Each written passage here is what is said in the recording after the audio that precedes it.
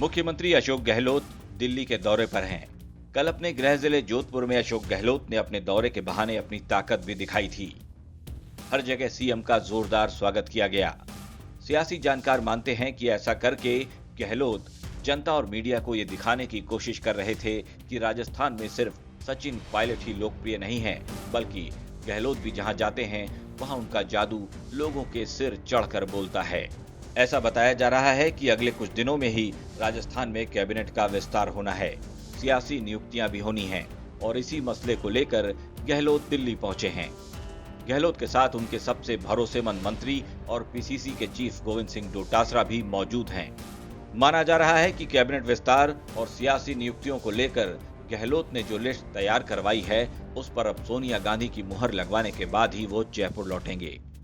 Cabinet विस्तार में गहलोत क्या करने वाले हैं, वो इस पर चुप्पी साधे हुए हैं। जोधपुर में कल जब गहलोत साहब पीसी कर रहे थे तो हमारे रिपोर्टर अशोक शर्मा ने कैबिनेट विस्तार पर सवाल पूछकर उनकी दुखती रग को छेड़ दिया, लेकिन मुख्यमंत्री जी जवाब देने के बजाय बगल में बैठे अपने मंत्री डोटासरा की ओर देखने लगे। सर, मंत्रिमंडल विस्तार को लेकर अजय माकन जी अखबार कहते हैं कि विस्तार होगा।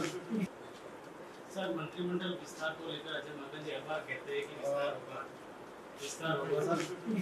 साफ पता चल रहा था कि सीएम गहलोत कैबिनेट विस्तार के सवाल से कन्नी काट रहे हैं, क्योंकि प्रेस कॉन्फ्रेंस में पेट्रोल के दाम और किसान आंदोलन के मुद्दे पर सीएम साहब खूब बोले, मोदी सरकार की बखिया उधेड़ दी, लेकिन जब अपनी सरकार के बारे में सवाल सुना तो सुनकर भी उसे अनसुना करते दिखे। सर, मंत्रिमंडल विस्तार को लेकर अजय माकन जी अखबार कहते हैं कि विस्तार होगा। सर, मंत्रिमंडल विस्तार को लेकर अजय माकन जी अखबार कहते हैं कि विस्तार होगा। बहरहाल गहलोत के दिल्ली दौरे की खबर सुनते ही मंत्री बनने की लाइन में लगे विधायकों की धड़कनें तेज हो गई हैं। माना जा रहा है कि विधानसभा उपचुनाव और पंचायती राज संस्थाओं के चुनाव में जीत के बाद दो धड़ों में बटी कांग्रेस पार्टी के अंदरूनी समीकरण बदल चुके हैं। चुनाव के बाद गहलोत गुट पायलट कैंप की बजाय ज्यादा मजबूत हुआ है। सीएम अशोक गहलोत के दिल्ली रवाना होने के साथ ही राजस्थान में सियासी पारा चढ़ने लगा है। कैबिनेट में अभी 9 मंत्रियों के पद खाली हैं। गहलोत समेत मंत्रिमंडल में कुल 21 सदस्य हैं। ऐसे में किसे क्या मिलेगा, ये गहलोत के जयपुर लौटने के बाद ही साफ हो पाएगा।